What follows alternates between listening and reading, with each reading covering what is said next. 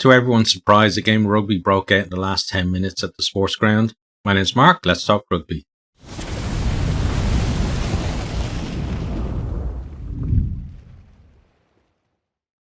Okay, so this one wasn't a classic by any stretch of the imagination. First, almost 30 minutes, the two teams, most of the game, but especially the first 30 minutes, the two teams making tons of mistakes and just not looking on it at all. And we had Connacht early on, they were even struggling to get out of their own half in the first kind of 10-15 minutes. They did I wouldn't say improve, it's just that Ulster were making mistakes as well that allowed them to get out of the half and get into just the half for a bit. But there was no real sustained passages of play really for either team.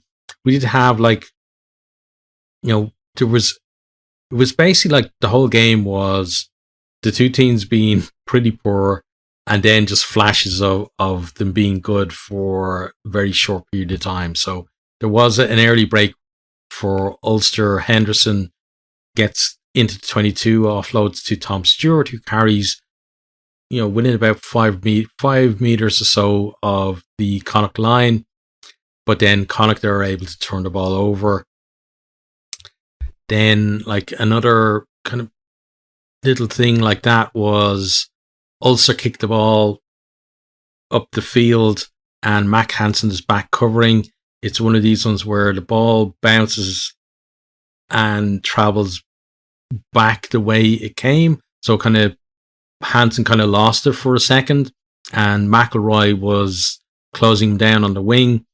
Hansen, really nice move from him, sticks his hand out, grabs the ball one-handed, and in one fluid motion then steps MacLeod and makes a break up the left wing for Connacht. He gets around halfway and he's being bundled into touch, so he then offloads, but the offload results in the ball going here, there and everywhere, and it ends up back where pretty much around where he caught the ball in the first place, and Ulster turned the ball over. So as I said, some good things, but not really, a good end product really on a lot of stuff that was happening in that first 30 minutes or so.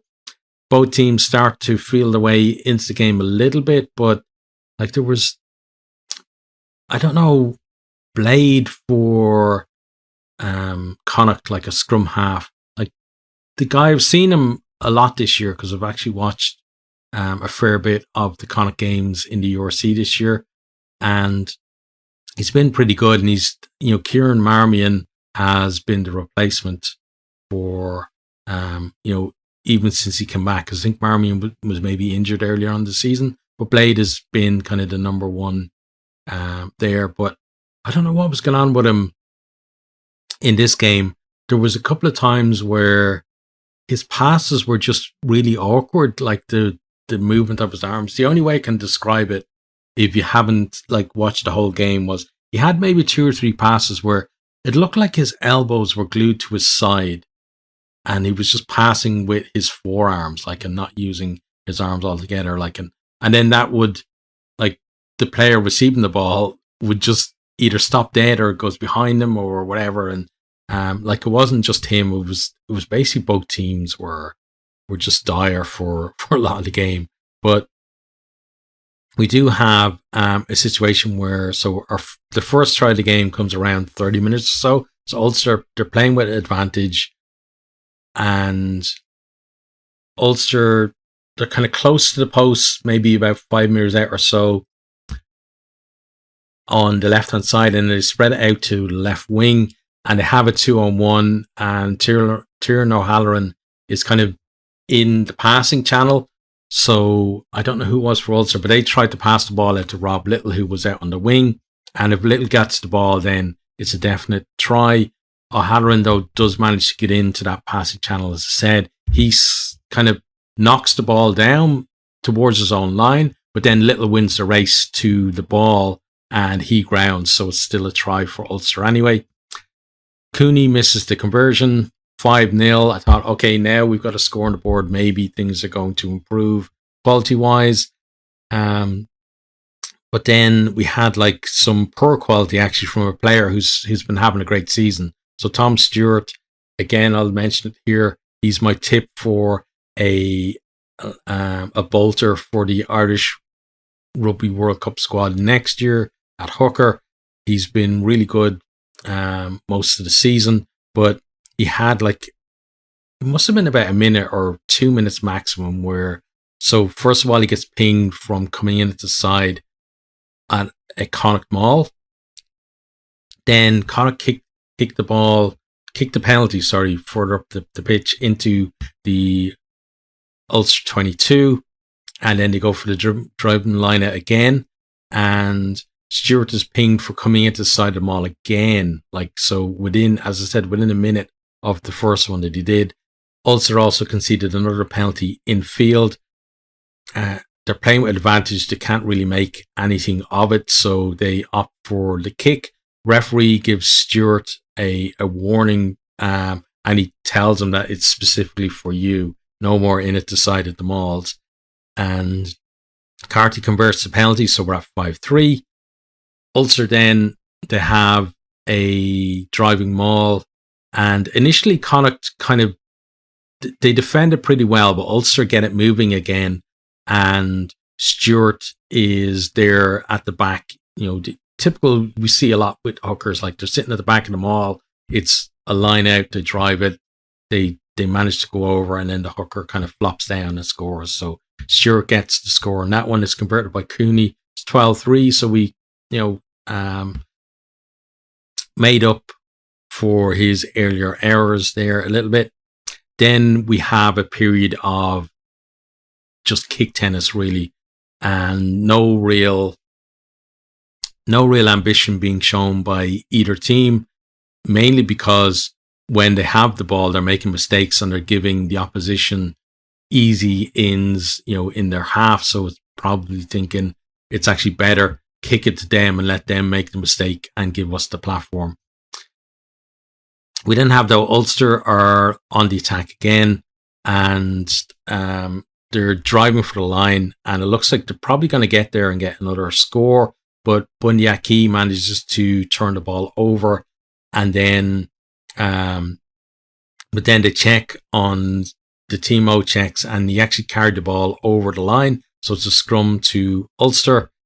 Ulster then, they put McCluskey, the big barreling inside centre, they put him a scrum half for that particular scrum. Obviously, some kind of set move that they want to do. Ball is in and out the back of the scrum, and McCluskey goes on the blind side for the line, but Carty comes off the line and puts in a really great tackle on him to stop him, and then Connacht get in and over the ball, and they're able to turn over and clear. And like in the build up to this game, there was talk about Bunyaki versus McCluskey and who was going to come out on top. Mainly because like McCluskey has obviously broke into the Irish team during the November internationals when Bunyaki was suspended. But if you want to know like the highlights of the two of them in the game, I just mentioned them there, like Bunyaki's turnover and McCluskey being involved in a strange set play for Ulster. That was it. Like neither of them really had any more impact on the game. We then have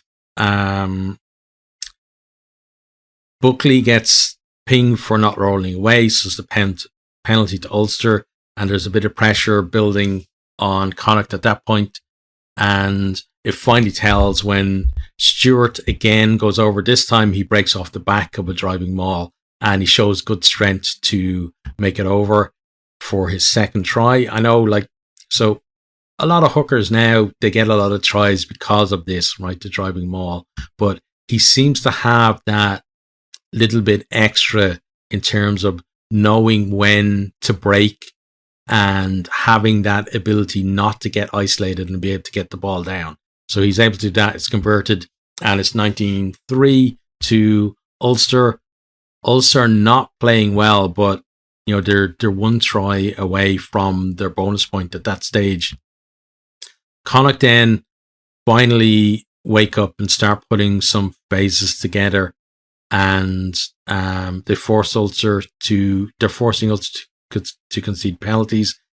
We're into like the last 10 minutes or so of the game, and suddenly, as I said in the intro, a game of rugby breaks out, and both teams start to kind of play a little bit more. So we have a 5 meter driving maul from them. This time it's halted by Ulster. Blade then he goes himself from the back. The maul is stopped, called to use it. He takes the ball from the back of the maul and he picks his way through the Ulster defence. Like someone should have tackled him, but they didn't. There was like 3 defenders he kind of danced through, and then just at the line, then a couple of defenders did tackle him, but he showed really good strength to get the ball down and get that try. Carty misses the conversion, and it was actually very gettable as well. It would be telling in the end, because it was not exactly right in front, but it was, it was well in field and not too far away from the post either. Like the ball was grounded maybe 10 meters to the left of the post, so imagine where the kick was for that. So we really should have got that one, and couldn't in the end. Then we have Jared Butler. He was off his feet and a maul, so it's a penalty to Ulster. Ulster again go to the driving line out maul to within about a meter, but Connacht are able to disrupt, and they deny Stewart his hat trick there. Looked like he was in the pocket for it, but really well defended actually by Connacht, that one. Carty then they get the penalty. Carty misses touch we have a scrum and Connacht win the penalty from that. Carty then misses touch from the penalty, and the ball is kicked back up, and then he kicks again. It's taken back into his own 22. He kicks it out in the full, so allows Ulster to come back again. Ulster win a penalty in the 22, and you think, okay, well, they've had good success with their driving and maul, probably going to kick to the corner and go for that bonus point try, but instead they decide to go for the post. So Cooney slots that one. It's 22-8, and maybe Ulster were thinking that Connacht were coming back at them and they needed a little bit, a little bit more of a cushion maybe, and just take the not guaranteed, but the more likely points, because Connacht, as I said, did defend the last driving maul pretty well. Connacht then, they win another scrum penalty in the Ulster 22. They go for the corner themselves. They go for the jugular. And from the maul, then Henderson is able to strip the ball as Connacht are moving towards the line. It's called as a deliberate knock on by him. So Connacht now building the pressure. They're picking and driving, and one out runners as well, and they're inching their way closer and closer to the line. We have Ulster's only way of stopping really is to infringe, and Greg Jones gets a yellow card for too many penalties in the 22 by Ulster, and he's the one that falls foul with the last penalty given away. Butler and Marmion then go close for Connacht as well, and Ulster, or you can see defence is creaking, but they're holding them out. Pendergrass, he finally gets over just to the side of the post. The try is initially awarded, but Carty, like the conversion is right in front, but Carty's taking his time setting it up. So then, because of that, the TMO is able to call the referee's attention to something that happened, which is when Prendergast was picked and went for the line, there was an accidental offside where one of his own players, one of the subs, was basically standing at the posts and had nowhere to move out of the way, so he bumped into him. So accidental offside for that. The try is ruled out. The commentators were saying that, like, if he just either taken conversion quickly or even drop kicked it, because we've only got like 5 minutes of the game left or something, so there's not much time for Connacht to get another try, to get back into the game. So he doesn't do that though, and the try gets chalked off. Ulster kind of breathe again, but Connacht come at them again. Ulster, they're offside, and from the penalty then, I think, so they get the penalty, and then Butler, they get the ball into his hands and he goes over. Carty converts it quickly this time, so we're at 22-15. There was nothing wrong with the conversion, but they're really running out of time. Like, it's 2 minutes to go at that point. And then, like, the clock goes into the red, and the referee whistles, but it's not to end the game. It's because Marshall for Ulster is down and looks actually in a bit of trouble. So the game restarts with a scrum to Connacht. We're at maybe, 83, 84 minutes at that time. They manage then, they get a break and they get deep into Ulster's half. Doak gives away a penalty for not rolling away. Carty, he goes close to getting over, and they recycle the ball, and then Adam Byrne finally gets over for Connacht in the corner. It's the 85th minute at that point, and they have a conversion. It's 22-20. Conversion then to draw the game.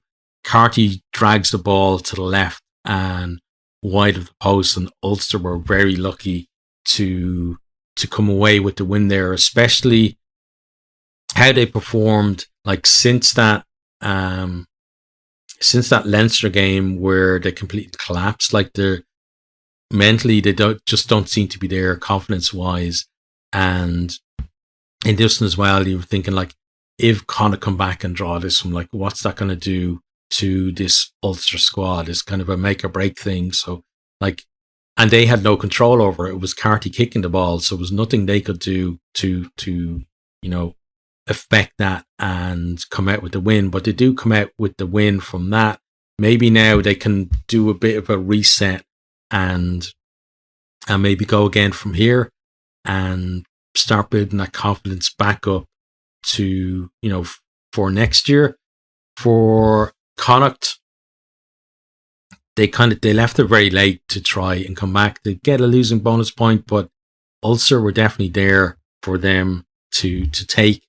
And I said on Twitter during the game that, like, when it was so scrappy in that first half, whoever finds their composure is going to win this game. And there's Ulster that found it first, and they almost lost it at the end. But just not enough for Connacht from them. But as I said, not a classic game, and it'll be one that will kind of be filed away and hopefully forgotten, because it's definitely not a game anybody's gonna rewatch out of, like, for any kind of fun or anything. Maybe as torture,